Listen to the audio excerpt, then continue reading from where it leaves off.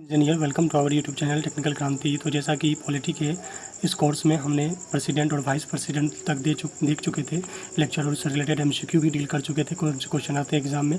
तो आज का जो हमारा टॉपिक है वो है मंत्री परिषद और प्रधानमंत्री। तो हम इसमें पीएम और काउंसिल ऑफ मिनिस्टर के बारे में पढ़ेंगे।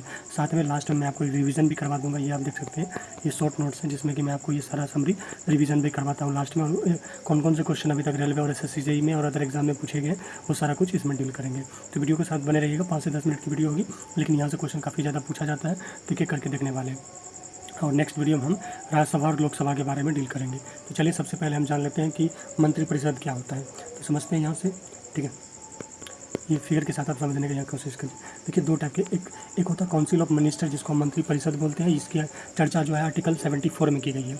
और इधर एक मंत्रिमंडल है जो कि ग्रुप ऑफ मिनिस्टर है, ठीक है ना। ये आप देख सकते हैं, ये इसमें आर्टिकल जो है 352 में इसकी चर्चा की गई है।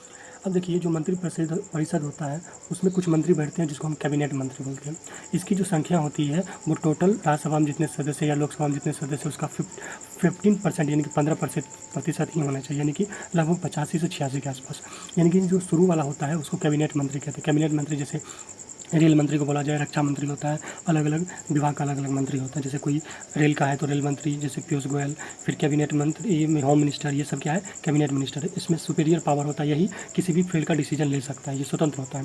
फिर दूसरा आता है अपन का राज्य मंत्री, जो कि इसका हेल्प करता है। इसको हम हेल्पर मिनिस्टर भी कह सकते हैं, क्योंकि ये जो है कैबिनेट मंत्री को राजनीतिक और जो भी सलाह होता है या फिर मशवरा होता है या फिर कोई भी सजेशन होता है वो उसको देता है। और कैबिनेट मंत्री के ना होने की उपस्थिति में यही उसका पदभार संभाल के रखता है। जिस कंडीशन में जब कभी कैबिनेट मंत्री बीमार पड़ जाते हैं या कहीं विदेशी दौरा पे चले जाते हैं तो उस कंडीशन में राज मंत्री ही कैबिनेट मंत्री का काम करता है। और उस कंडीशन में राज मंत्री को हम स्वतंत्र प्रभार कहते हैं, ठीक है ना।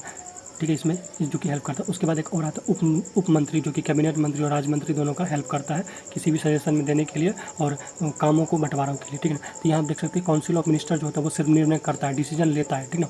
और फाइनल डिसीजन जो लागू करने का काम होता है वो ग्रुप ऑफ मिनिस्टर काम करता है। कहने का मतलब आप समझिए, जो काउंसिल ऑफ मिनिस्टर है इसमें उप मंत्री भी रहेंगे, राज मंत्री भी रहेंगे और कैबिनेट मंत्री भी रहेंगे। मैं आपको यहाँ क्लियर कर देता हूँ। राज मंत्री का मतलब ये नहीं कि हर स्टेट का एक मंत्री होगा, नहीं। राज मंत्री का सिंपल सा मतलब होता है कैबिनेट मंत्री के हेल्प के लिए जो मंत्री बनते हैं उसको राज मंत्री कहते हैं, यानी कि हेल्पर मिनिस्टर कहते हैं। और राज मंत्री का जो हेल्प करने के लिए मिनिस्टर बनते हैं उसको उप मंत्री कहते हैं, ठीक है। आई होप समझ रहे होंगे बात को। फिर ये देखिए, काउंसिल ऑफ मिनिस्टर है जिसमें कि सभी रहेंगे, कैबिनेट मंत्री रहेंगे, राज मंत्री रहेंगे और उप मंत्री रहेंगे। और जब ग्रुप ऑफ मिनिस्टर है उसमें सिर्फ और सिर्फ कैबिनेट मंत्री रहेंगे, सिर्फ और सिर्फ क्या रहेंगे, कैबिनेट मंत्री। और हो सके जब कभी भी कैबिनेट मिनिस्टर नहीं रह रहे हैं तो उस कंडीशन में जो ये राजमंत्री स्वतंत्र प्रभार है वो आएंगे, बस। इसके अलावा कुछ नहीं। तो इसमें जो होता है काउंसिल ऑफ मिनिस्टर में सिर्फ डिसीजन लिया जाता है कि ये चीज़ करना है, और लेकिन लागू जो होता है वो पीएम और कैबिनेट मंत्री मिलकर करते हैं, जिसको ग्रुप ऑफ मिनिस्टर कहते हैं। तो इसमें दोनों की अध्यक्षता जो होता है वो पीएम करता है, चाहे वो मंत्रिपरिषद हो या चाहे वो मंत्रिमंडल हो। चलिए अब इसके बारे में एक करके थोड़ा सा समझने का प्रयास करते हैं। तो मंत्रिपरिषद जो मंत्री जो होते हैं वो 3 टाइप के होते हैं। एक कैबिनेट मंत्री, जैसे कि रक्षा मंत्री, कृषि मंत्रालय, ये सब जो आता है वो कैबिनेट में आता है। इसमें आप देख सकते हैं किसी भी प्रकार विभाग का, सब डिपार्टमेंट का सबसे बड़ा मंत्री होता है। ये सभी फैसले लेने के लिए स्वतंत्र होता है। कैबिनेट मंत्री प्लस प्रधानमंत्री मिला के मंत्रिमंडल बनता है। फिर मैंने आपको बताया था राज्य तो राज्य में आप देख सकते हैं कि यह विभाग का एक राज्य मंत्री होता है जो कि हेल्प करता है कैबिनेट मंत्री का। और जब कभी भी कैबिनेट मंत्री किसी कारण से नहीं रहता तो उस कंडीशन में राज्य मंत्री को स्वतंत्र प्रभार बोला जाता है। फिर ये उप मंत्री होता है जो कि छोटे स्तर का मंत्री होता है। ये राज्य मंत्री और कैबिनेट मंत्री की सहायता करता है।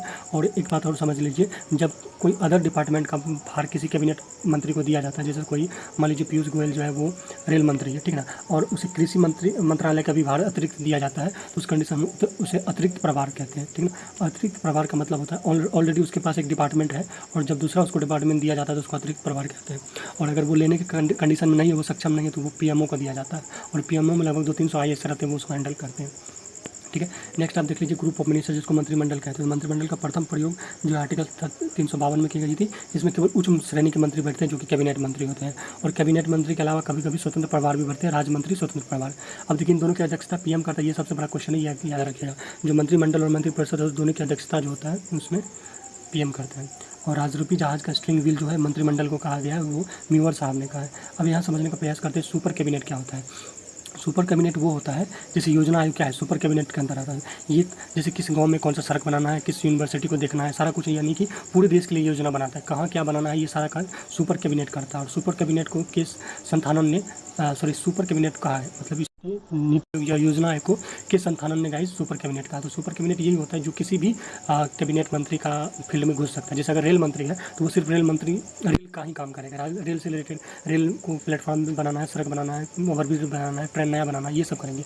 बट वो सड़क परिवहन मंत्री के पास नहीं जा सकते, उसकी में दखलंदाजी नहीं कर सकते। जबकि सुपर कैबिनेट मंत्री जो होता है या फिर जो योजना आयोग होता है वो किसी भी मंत्रालय में दखलंदाजी कर सकते हैं। फिर गाइस एक लास्ट होता है किचन कैबिनेट। किचन कैबिनेट वो होता है जो पीएम के रिलेटिव होते हैं वो किचन कैबिनेट में आते हैं, या फिर जो मंत्री के रिलेटिव होते हैं वो किचन कैबिनेट में आते हैं। जैसे अमित शाह का बेटा वो किचन कैबिनेट में आता है, इसलिए वो जो है ICCI का अध्यक्ष बना दिया, क्रिकेट क्लब का अभी अध्यक्ष बना। अब देख लेते कुछ क्वेश्चन जो एग्जाम में पूछे गए। तो पहला आप याद रखिए, जो कैबिनेट मंत्रियों में सबसे बड़ा कार्यकाल जो है जगजीवन राम का था 32 साल के लिए, और लंबे समय तक एक ही विभाग का कार्यभार संभालने वाला जो केंद्रीय मंत्री है वह राजकुमारी अमृता कौर है।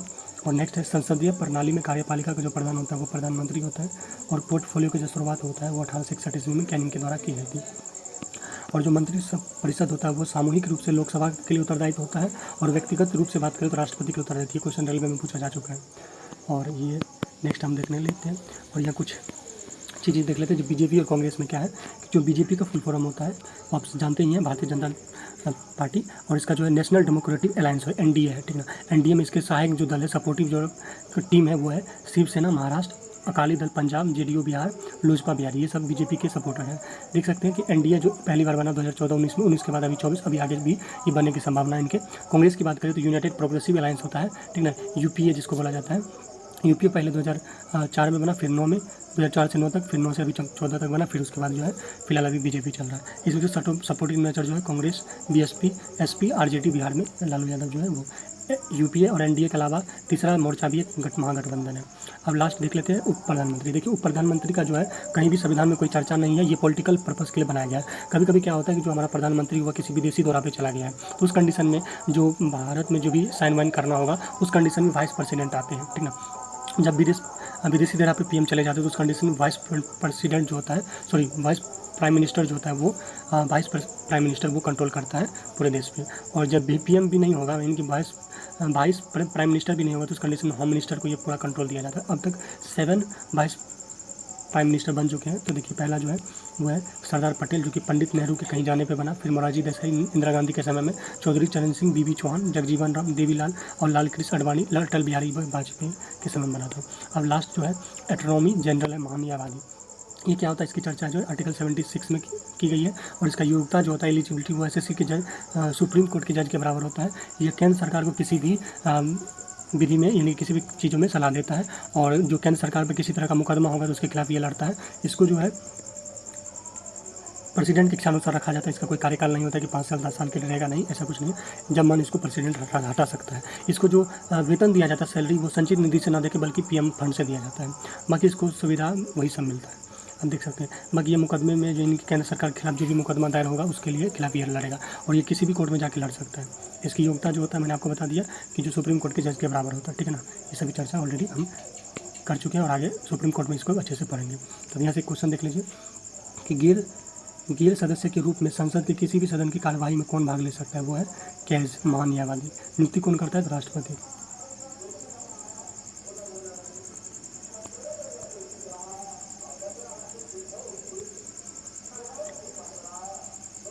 अब थोड़ा सा गाइस रिवीजन कर लेते हैं। तो फाइनल में आपको बता दिया कि ये जो है कैबिनेट मंत्री होता है, ये राज्य मंत्री, ये उप मंत्री, और इसमें कैबिनेट भाग लेते हैं, तो इसको मंत्रिमंडल बोलते हैं। यानी कि इसमें सिर्फ निर्णय लिया जाता है और इसमें फाइनल निर्णय को लागू किया जाता है। फिर ये सब सारा कुछ है मैंने आपको बताया। जो आर्टिकल 74 है वो मंत्रिपरिषद का गठन करता है और राष्ट्रपति को सलाह हेतु गठन करता है। इसका अध्यक्ष PM होते हैं। आर्टिकल 75 जो होता है उसमें मंत्री की नियुक्ति प्रेसिडेंट करता है PM की सलाह पे। आर्टिकल 75 का C जो होता है मंत्रिपरिषद सामूहिक रूप से लोकसभा के प्रति उत्तरदायित्व होता है और व्यक्तिगत रूप से राष्ट्रपति के प्रति। 75 का D जो कहता है वो मंत्री और PM का शपथ ग्रहण प्रेसिडेंट के सामने होता है।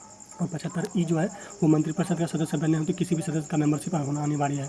78 की बात करें तो PM लोकसभा और मंत्रिपरिषद की जानकारी प्रेसिडेंट को देगा, ठीक है। नेक्स्ट बाकी आप देख सकते हैं यहाँ कि जो पावर ऑफ PM क्या है, नीति आयोग, राष्ट्रीय विकास परिषद, राष्ट्रीय एकता परिषद, मंत्रिमंडल, मंत्रिपरिषद के जो अध्यक्ष होते हैं वो PM होते हैं। केस महान्यायाधीश से मंत्री की व्यक्तिगत सिफारिश भी कौन करता है, PM कर सकता है।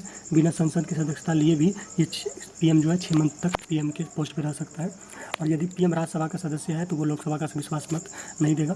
तो कुछ फैक्चुअल डाटा है जो एग्जाम में पूछा जाता है। पहला जो प्रधानमंत्री था वो जवाहरलाल नेहरू, सेकंड शास्त्री जी, थर्ड इंदिरा गांधी और जो कि पहला लेडी पीएम था।